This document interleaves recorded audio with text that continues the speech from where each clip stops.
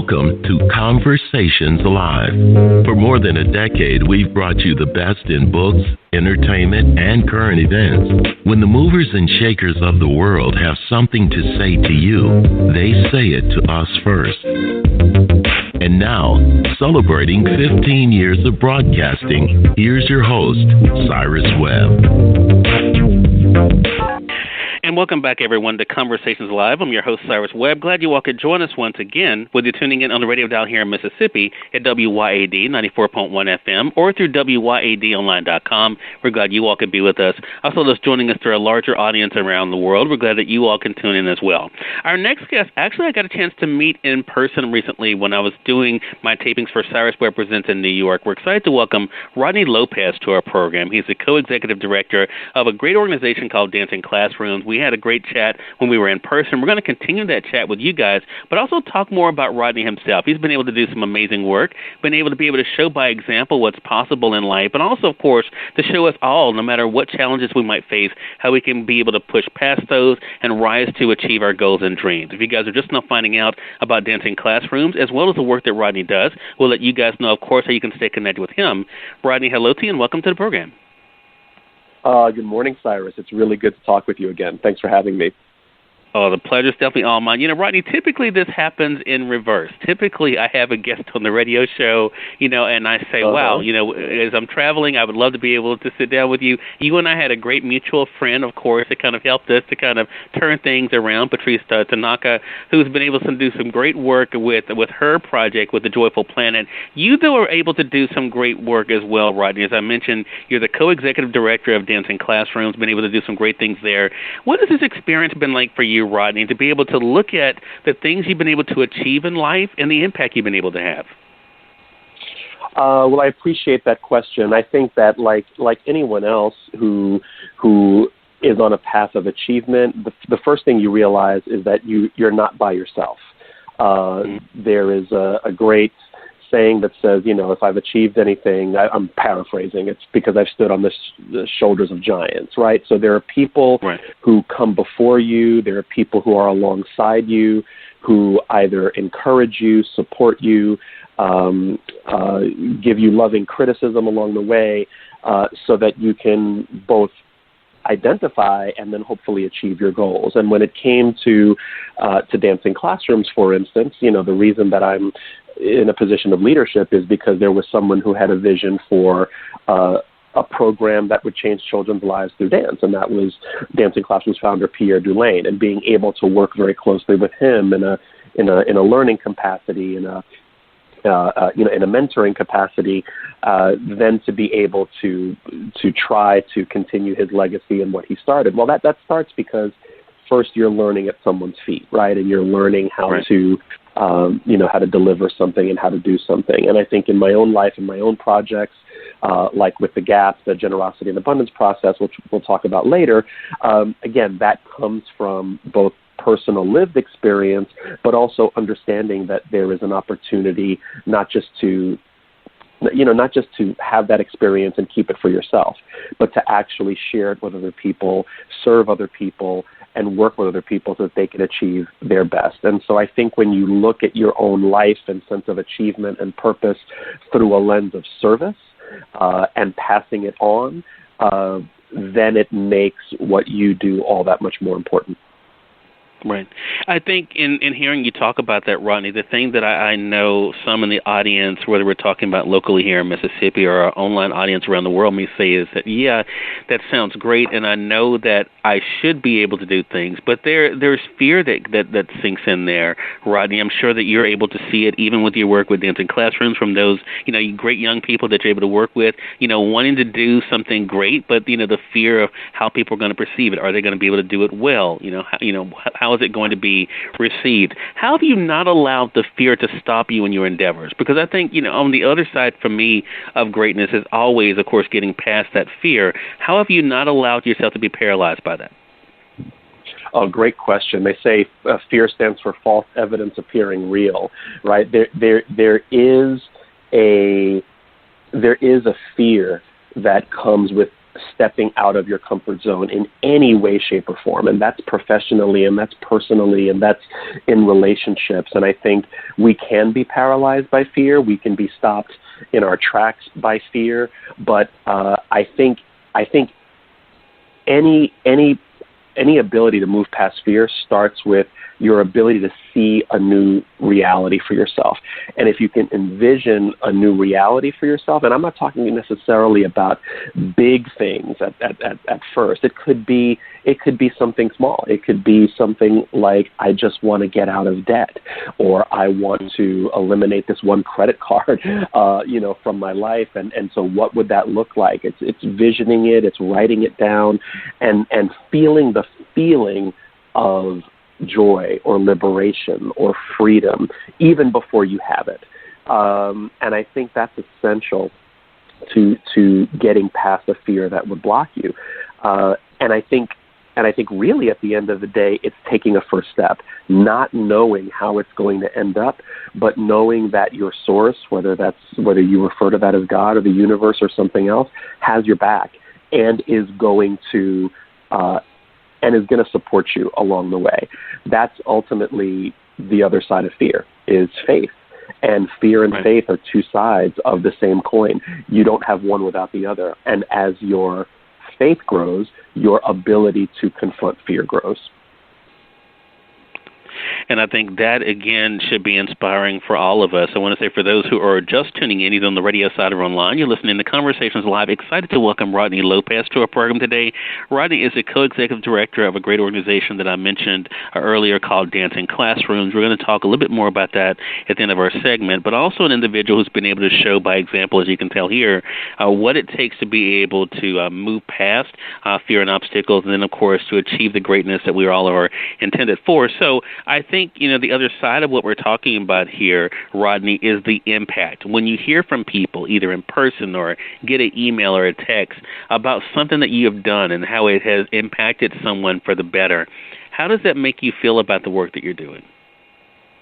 Oh, my goodness. There's nothing more satisfying than hearing in any form that the work that you're doing has made a difference. And I'll start with the work that I'm currently engaged in now, called the Generosity and Abundance Process. It started as a place for me. I'm going to go a little bit backwards, okay, and then kind of answer your question, if that's okay. Sure. I'll do it briefly. Essentially, the genesis of this product and this project came from a time in my life when I was experiencing incredible lack and scarcity. I had switched from what was a kind of a white-collar professional job to a job in arts, to work in the arts and in dance, which paid a lot less and which was based on more sort of unstable income. I had two children who were babies at the time, and I was in just a ton of debt, tax debt and credit card debt and student loan debt, and all of these factors sort of converged on my life at one time. And I was feeling not just very stressed over my financial situation, but I was also feeling really embarrassed and ashamed of being in that position. And how did I get here? And why did I allow myself to get here? So there's all kinds of shame and guilt and pity and self-pity and all of these things, very destructive kind of feelings, and yet having to keep a bright facade, right, a smiling face through all of it. And I'll sort of cut through a lot of the details. The details of that story are in my book, The Generosity Solution. But on the other side of that, what I came to a teaching around was that you come out of your financial troubles by accepting a giving practice and by starting a giving practice and a generosity practice. And that sounds counterintuitive, right? Like, if I'm not in a strong financial position, I'm not in a position to give. And what I've learned is that you actually are always in a position to give something, and that when you start giving, you actually create space to receive more. And so that was the beginning of a decade-long process for me of study, learning, and practicing the spiritual principles of generosity, and and just receiving incredible abundance as a result. And then that was the genesis of this course that I've created called the Generosity and Abundance Process. Now, to circle back to your original question, I've been able to work with people in this process, and people have taken my course and have gone through my system, and on the other side have said, I can't believe how starting a giving practice has actually changed my entire relationship with my finances, and thank you for sort of being my coach and guide on this journey. And so having that feedback just confirms that you're on the right path, that you have a message that people want and need to hear, and that you're doing the right thing. And so that's a really, really, probably it's more satisfying than anything else. Right.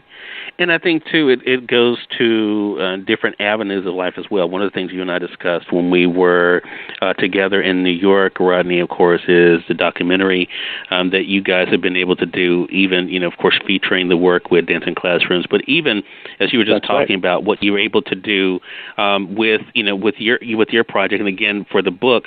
I think one of the things I noticed when I was prepping for this segment, and you kind of alluded to it there, is that, you're able to show in so many different ways, Rodney, how we can make an impact, whether we're talking about through speaking, through books, like The Generosity Solution, or, of course, the work that you're able to do with Dancing Classroom, for sure.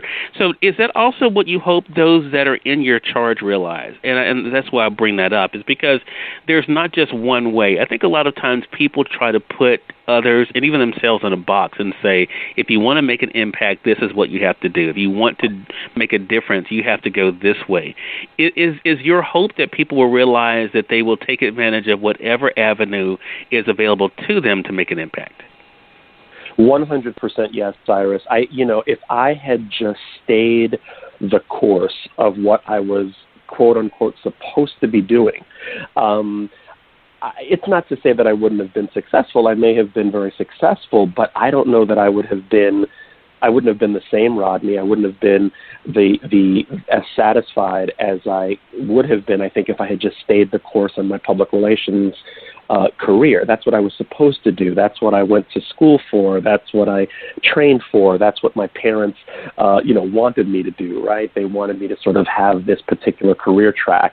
And yet the greatest joys of my life have been by not going down that path, have been by going down these other branches, these other forks in the road that at the time I could not have predicted would have not only opened up career paths, but also paths of exploration, journeys of spiritual and emotional growth. And so absolutely yes, to anybody who's listening to this, I encourage you, don't feel like you've got to be boxed in. You can find success, joy, fulfillment down any path. And sometimes the ones that you don't expect, the ones that give you surprises, but also the ones that spark joy, like our friend Patrice would say, those paths that spark joy, unexpected joy.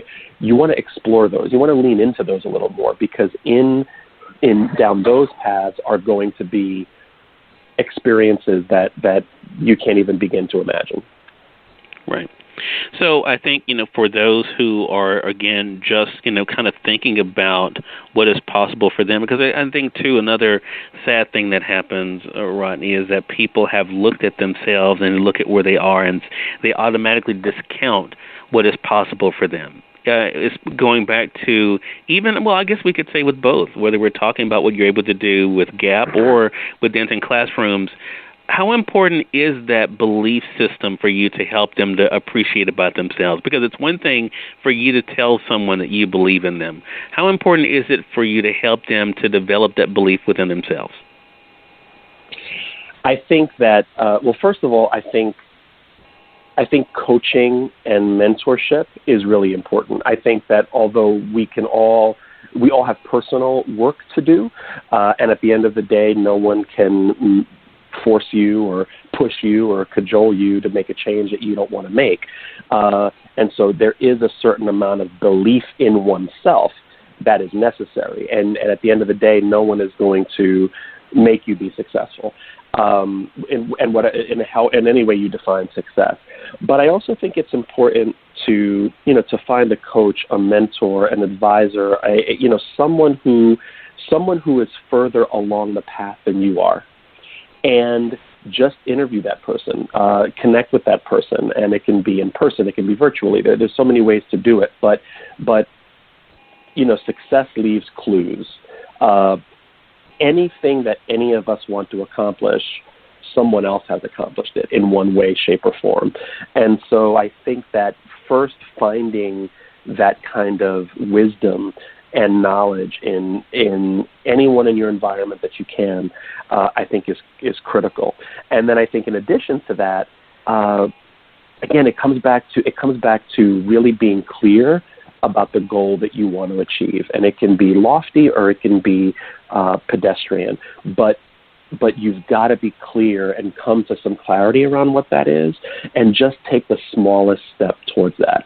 And small gains, incremental gains, lead to the kind of changes that will impact not only whether you believe in yourself, but also in what you can achieve. And I know that I'm speaking in generalities here, but it really is applicable in any aspect of life. At Dancing Classrooms, I would never have thought that I would have carved out this wonderful, nearly 20-year experience of working with children.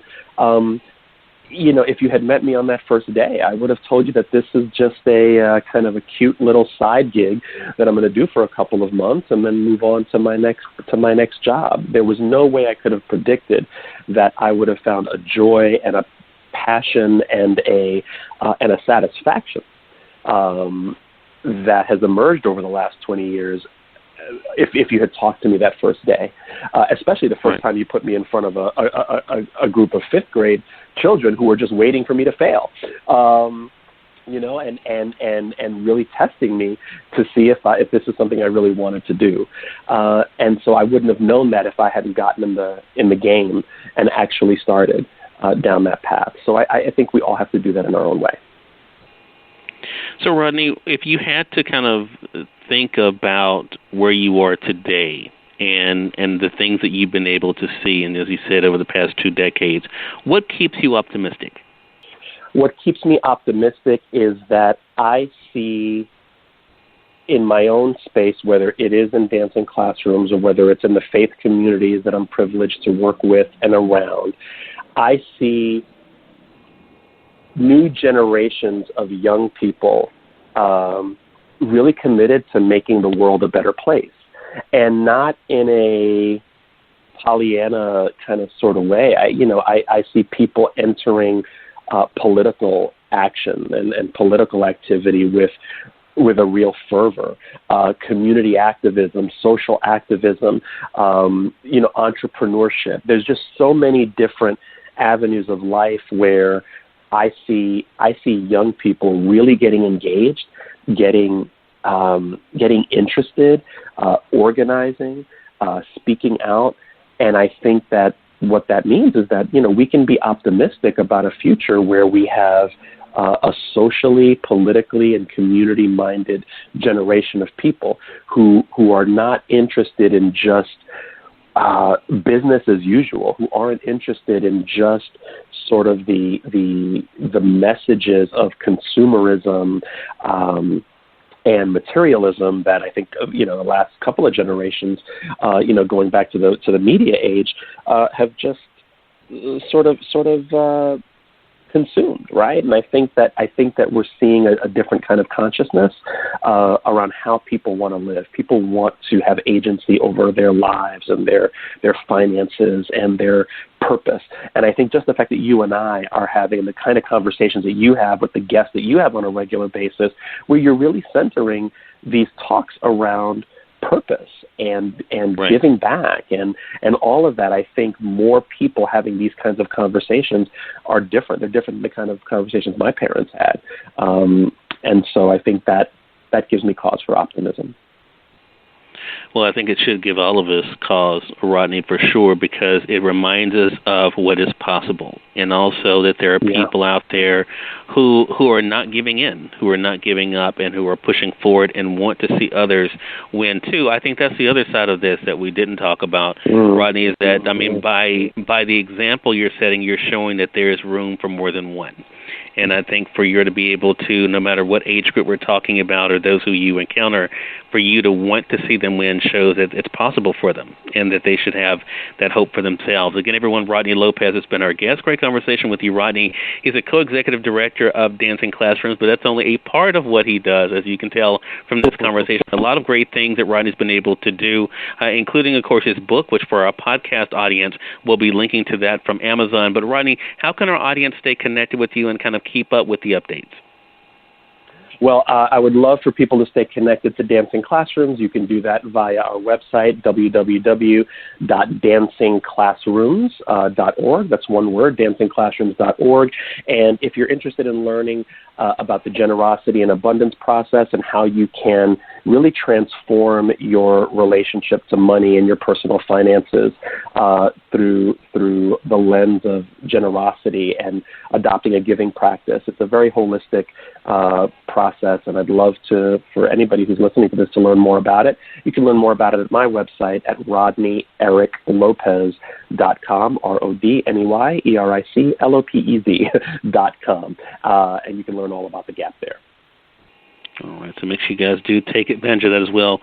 Rodney, thank you so much for a great conversation. Really appreciate the time, and looking forward to having you back on again. Thank you so much, Cyrus. We appreciate you, and we thank your audience for tuning in to another great segment of Conversations Live. If you all came in late, you missed part of the conversation with Rodney, don't worry. Thanks to our online friends, you all can catch the replay right after we go off the air. The link is already available to our social media sites, so head over to Facebook.com/Cyrus Webb or go to Twitter.com/Cyrus Webb. If you click on the link there, you can listen to the show completely for free and share it with your friends from there too. Until next time, I'm your host, Cyrus Webb, saying as always, enjoy your day, enjoy your life, enjoy your world. Make sure you take out time to enjoy some good music as well as a great book. Thank you all for choosing Conversations Live. Let's make it a great one.